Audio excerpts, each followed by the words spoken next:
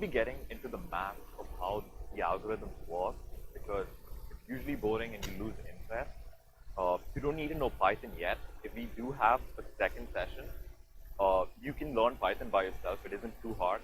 You can spend maybe a week and just have like the basics necessary to go about it, right? Am I audible all the way to the back? Okay. So the entire point of this talk is just to get you interested and explore machine learning by yourself, right? So what is machine learning, right? So it uses an algorithm and you train the algorithm on a bunch of data points. And then you take this trained algorithm, right? So you showed it maybe a particular set of data points, train the algorithm, and on a new set of data points, it has to make correct predictions. And that's the entire point of machine learning, making good predictions on unknown data points, right? So uses an application for machine learning. You must have seen it on YouTube, the autoplay feature, right? The next song you want to play is often suggested by YouTube. Now in the medical field, it can be used to detect broken bones or like other medical imaging, right? Whether you have cancer in your brain or any other thing that you need to look at, see, if you give a machine learning algorithm enough of these pictures, it can start to detect patterns and it can even do a better job than most doctors, right? So items you might like on Amazon, right? You must have seen that feature. When you buy an item, it says items people also buy or items you might want to buy. That's another application. Tesla's Autopilot, number recognition, which the next talk will be on. I'm going to, and at the very end of my talk, I'll show you how to predict poverty levels in Costa Rica, right? So the two machine learning types, one's called supervised learning and one's called unsupervised learning. Supervised learning, you give your algorithm a bunch of data points, right, and the correct answer. And so these data points should predict this particular output, right? So it punishes itself when it gets a bad answer. And it pats itself on the back when it does a good thing. Kind of like when your mom would teach you cursive writing, right? You do something bad, like, good job, right? When you do a bad job, correct your handwriting. That's how the machine learning algorithm gets better, right? So it kind of teaches itself. So there are a couple examples. You don't have to worry about the name per se. We'll get to them over time, right? Now this unsupervised learning. So you just give a bunch of data points to your algorithm. You don't give it that output, right? It kind of has to figure itself out.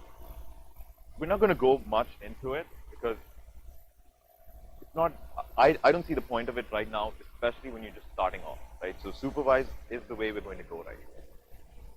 So now the two possible outputs, right? I said you train it on a specific set of outputs, right? So this classification and this regression, right? In classification, it's something discrete, something you can classify, right? So you can either classify a tumor as deadly or harmless, right? Or maybe an image classifier where you can say something, a human, a dog, or a cat. Those are three different classes. So there's a finite number of classes, right? So that's the entire point of classification. Whereas regression is for continuous output. Something like price ranges, temperature ranges, dates, right? So a reason why you'd predict temperature ranges is maybe you're given a data set where you're given maybe the traffic, the number of cars on the road, the humidity, and you have to guess the prediction. Guess the temperature range, right? Or so those are the two examples. Those are examples of classification and regression. Then there's like a middle ground between those two, right? Like temperature could be hot or cold, or you could have a range, right? It could be hot or cold, or it could be somewhere between 28 to 56. So when you're taking 28 to 56, you're talking about a regression because it could have any of those values. It could be 28.2, 28.4, maybe 57.9, values like that. Okay, so now we're going to demystify ML jargon. ML jargon is just like hard, complicated words that you're often going to see when you Google these things online, right? So one such thing is features, right? So here's a data set, right?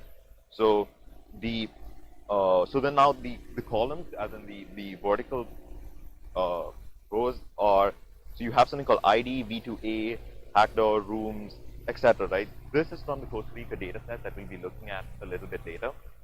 And these, so like ID is like maybe a unique household, right?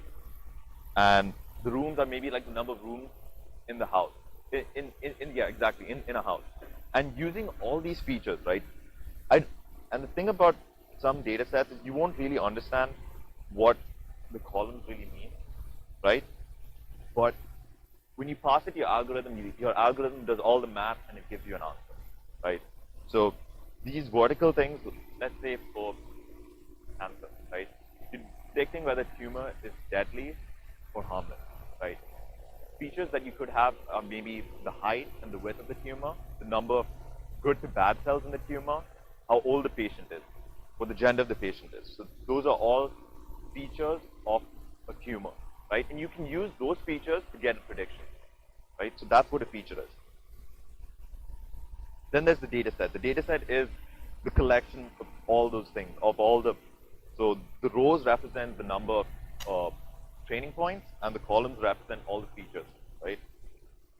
And then you'll often hear this term model or algorithm or hypothesis. For our sake, they're one and the same thing, right? They're just the algorithm that the machine learning model works on, right? And I use these things interchangeably, and it's fine, you can use them too. But it's just to get, like, the entire point of this talk is just to get a general sense of what this means, right? So then there's the training and testing set, right? So now so it's pretty intuitive. The training set, what you train your algorithm on, and your testing set is where you check to see how well your algorithm performs in terms of accuracy, right? So train it on something, and then you say, hey, how well did I do? And that's where your testing set comes in play. Then there's accuracy, is how you measure how well your machine learning model is doing, right? So you probably measured, you use a different evaluation metric for temperature than price, right? Okay, as in, don't worry about that too much. We'll get into all those things maybe in a later session. Then there's hyperparameters. That's how to tune your model a bit better, right? You have a machine learning model, and then you tune individual parts of it. We'll get to that. I'll show you all of these in the final example. And this pandas and NumPy, this is like the backbone of pretty much the machine learning that we're going to do for now. So here, so the first machine learning algorithm you're going to learn today is decision trees. So it basically looks at a bunch of data, tries to figure out how to divide it, right? The next slide is going to make it more concrete.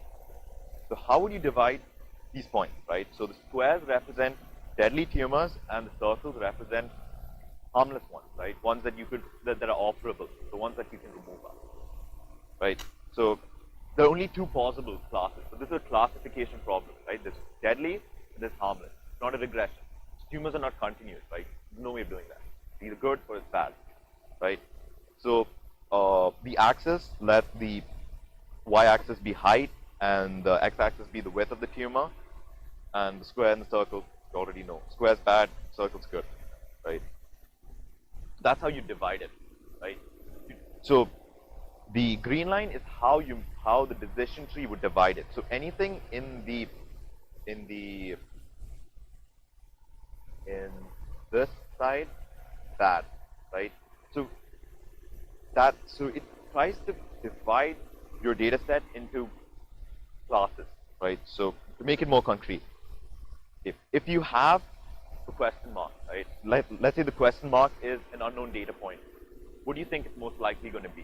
A good tumor or a bad tumor? It's going to be a bad tumor, right? Because squares are the bad tumor, right? So you've basically done what a decision tree just did, right? And now here's how it behaves for more complex data, right? So it just makes these vertical and horizontal lines to chop up your data set into different parts, right? Now, which of these decision trees do you think is the best, right? Is it the first one or the second one, right? It's the first one, right? And it's more correct, right? There's no sure. This is a little bit more correct, right? So now getting to why the second one is kind of wrong, right? So there's this term called overfitting, right? It's what happens when your model tries to focus on one particular data point that's off, right? So the blue, I mean, as in this circle over here, that's noise in your data. It just happened to be a one-off case. It happened to be an outlier, right? But if you had the question mark in like the previous slide over there, you'd in the same box, you'd still pretty much predict that it would be a deadly cancer, right? A deadly tumor. Just because there's one bad example, it could be a special case, right? So if you have a new data point where the lonely circle is, you're more likely to predict that it's a square. I mean, it's a greater chance that it's a square that is a deadly tumor, right? So now the logic as to why the first decision tree is correct, right? So the decision tree, at some point, it should stop making these divisions, right? I mean, when does it know when to stop, right? Let's say you have a data set that's even bigger and with even more circles and squares, right? Either it has to divide it into classes that are pure, like the first example you saw, right? Where it's just squares, where it's like this, where it's just a bunch of squares, or it's just a bunch of circles, right? So that's a pure data, that's a pure division. Or you could say something like, hey, if you make a division and 80% of it is of one particular class, that is it's a good or a bad tumor, then it's good. You can stop dividing the tree further, right? But we've only seen two features, right? Height and width. Now imagine you have ratio of good cancer cells, bad cancer cells, right? And then you have age. Then you have the gender of the person. Then you could possibly have more and more of these. So how do you visualize it, right? Imagine. Okay, imagine you're given figure all of that out like in a big MS Excel spreadsheet. You probably lose your mind, and that's where the decision tree's way of looking at the algorithm comes into play, right? So you've understood the decision tree, right? Kind of how it works. In a rough general sense, it kind of makes divisions, right? So now what a random forest is it's a collection of decision trees, right? So it could be like 10 to 100 to 1,000 to how much ever decision trees that you want, right? And the idea behind it is that every tree is slightly different from each other, right? So they have some kind of random error. So tree number one, decision tree number one will have a different error from decision tree number two, will have a different error from decision tree number three, right? And the thing is, if you have just one decision tree, you could possibly overfit, right? Overfitting is when you try to divide it and you got that lonely black circle in there. That's overfitting, right? And if you build many decision trees, and if you take a bunch of decision trees, right, and you average them out in a smart way, you can get a better prediction, right? Kind of like if you were to watch a football match and I make a prediction.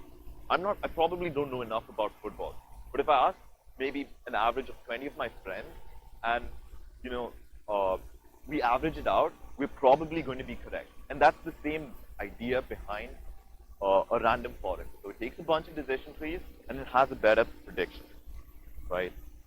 So that's most of my talk, right? So you've understood decision trees, you've understood overfitting, you've kind of understood what a training and a test set is, and so the things you should do for your next session, if you guys are interested in coming for a next session, which will be more hands-on, install software called Anaconda, something called Jupyter Notebook, and just to get it all working, make a new Jupyter Notebook and say hello world. I'll show you how to do it. Yeah, that's that. You don't have to worry about write down these links. I'll be sending slides to you, if you want to read it in your own leisure time. You can visit these links.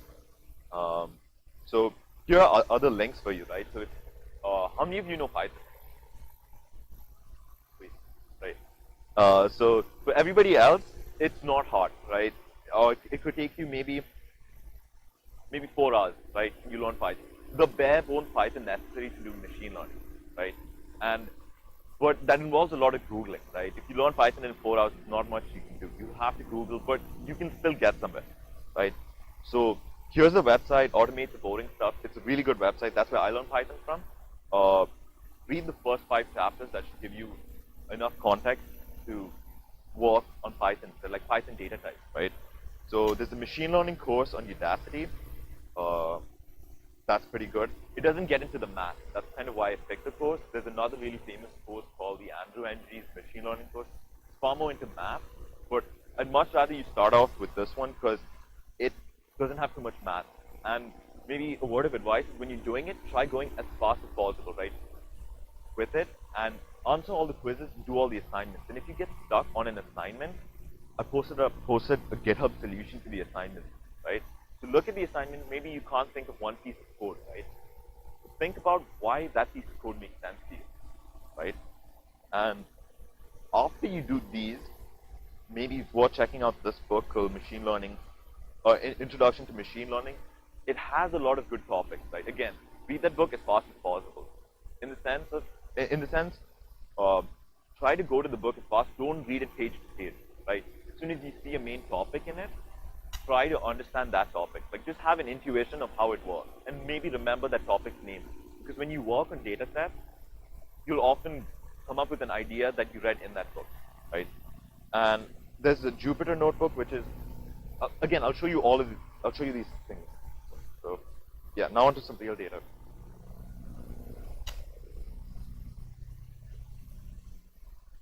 So I told you to install Anaconda and Jupyter Notebook, right? So you basically navigate to the directory and you type Jupyter Notebook, right, like that. Hit enter, wait a couple seconds, and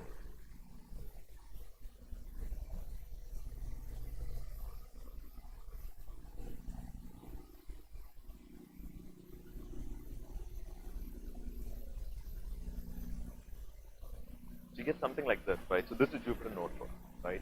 And if you want, so when you install it, so here's when I say make a print hello world.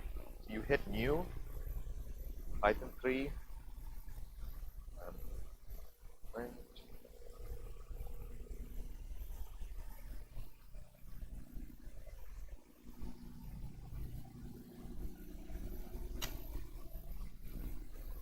Right.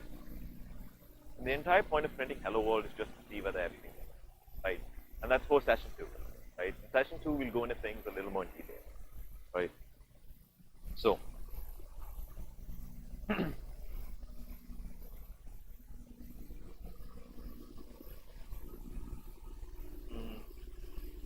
right, so,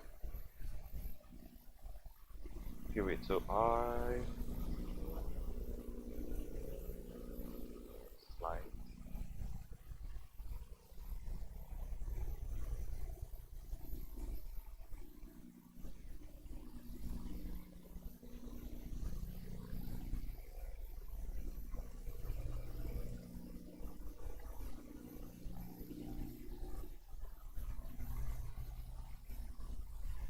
Right, so this is the website I told you where you learn Python from.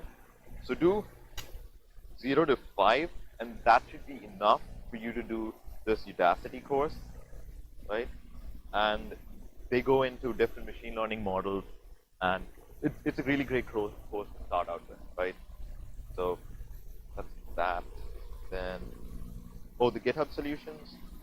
Yeah, that's when you get stuck, right? Don't always refer to them. Only when you get stuck, refer to it, right? So now this is the Costa Rica data set, right? So now, so in this current block over there, I've basically loaded my I've loaded my data set into a variable called train, right? If you don't understand these terms, that's fine. You'll grasp it when you learn Python, right? Which is a matter of 4 hours, right? And so this is your data set, all the rows, right? So they have 9,000 different data points, right? 9,000 different households in Costa Rica, right? So Costa Rica.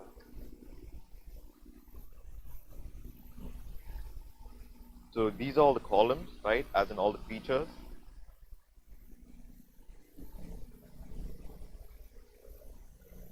Right, So this is where I got it from, right?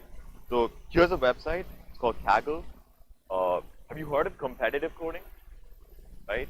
So that's where you compete with people coding, right? So this is the machine learning equivalent to that, right? This website where you compete with people all over the globe, and there's a leaderboard, and you make machine learning model, and it's interesting, right? Go check it out, right? And so I got this data set, and you can look at it, and that's the site. So you hit download all, and you get these things over here, right? And that's what I use.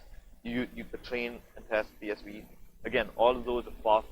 By the way, learn Python first, do the course, and then get Kaggle, one step at a time, right? So, right. So I loaded my data set into a variable called train, then I displayed it, right? Then I display it over here. Then print shape of train. So what I'm doing now is I'm trying to find the rows and columns in train, which is there are 9,557 rows. I mean, there are 9,557 rows, and there are 143 features, right? That's what the columns mean, right?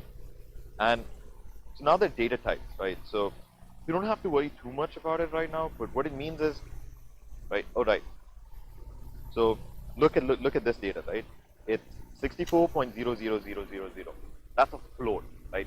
A float is basically a number with decimal digits, right? And an integer is something without decimal digits, right?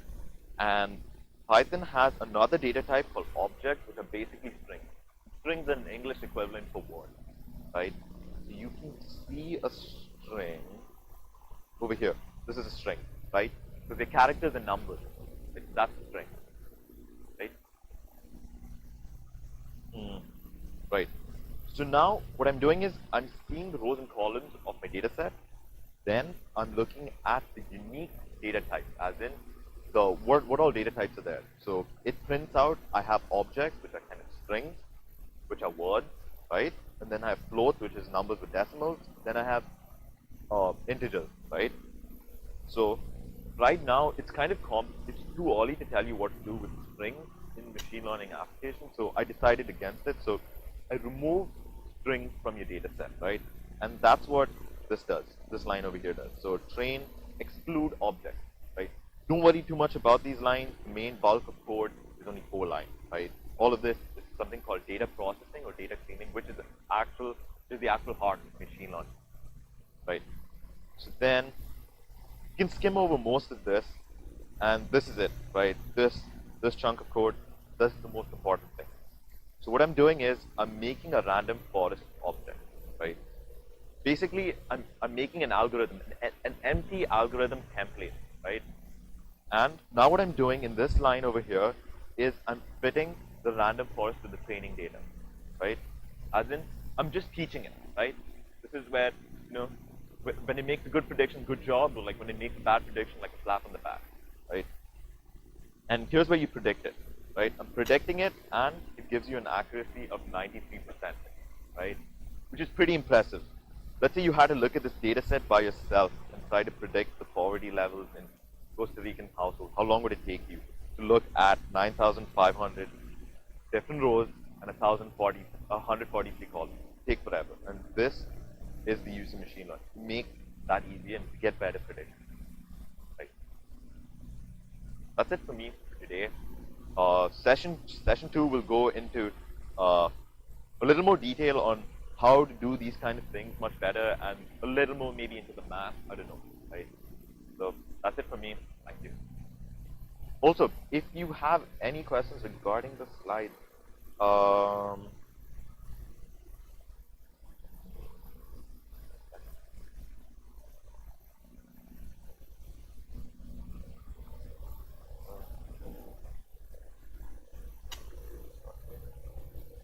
right.